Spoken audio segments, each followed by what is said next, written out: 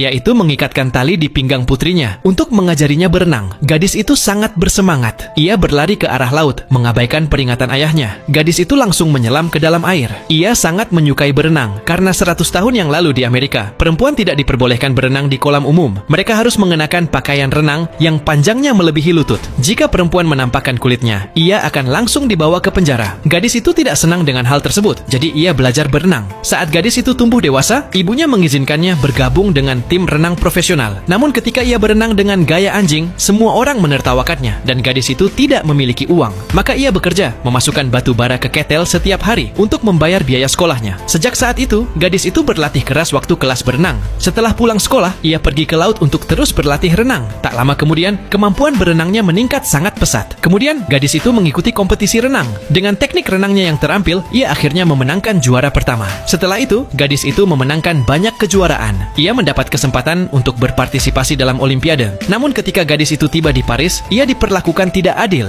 Atlet pria dapat berlatih di kolam, tetapi perempuan tidak memiliki tempat untuk berlatih. Karena tidak bisa latihan, gadis itu hanya memenangkan juara ketiga. Ia sangat kecewa. Dan ketika gadis itu kembali ke New York, tidak ada orang yang menyambut para atlet perempuan. Semua orang bersorak untuk atlet pria. Ketika gadis itu hampir ingin menyerah, ia menonton film dokumenter tentang renang. Gadis itu membuat keputusan berani. Ia pergi lagi ke Prancis. Gadis itu melapisi seluruh tubuhnya dengan lemak hewan. Ia berencana untuk melakukan tantangan, yaitu menyeberangi Selat Inggris. Gadis itu baru berenang sejauh 2 mil ketika menghadapi tantangan pertama. Sekelompok ubur-ubur merah menghalangi jalannya. Gadis itu harus mempercepat laju dan menembusnya. Menghadapi ubur-ubur yang menyengat itu, gadis itu akhirnya berhasil keluar. Tubuhnya dipenuhi memar. Ia pun harus berhenti dan beristirahat di air. Kemudian, gadis itu mengenakan kacamata renang dan melanjutkan perjalanan. Setelah 8 jam, ia hanya berjarak 6 mil dari daratan. Pada saat itu, laut diselimuti oleh kabut. Kru kapal sangat terkejut saat menemukan kapal yang karam di depan. Akhirnya, kapal pemandu tidak dapat melanjutkan perjalanan.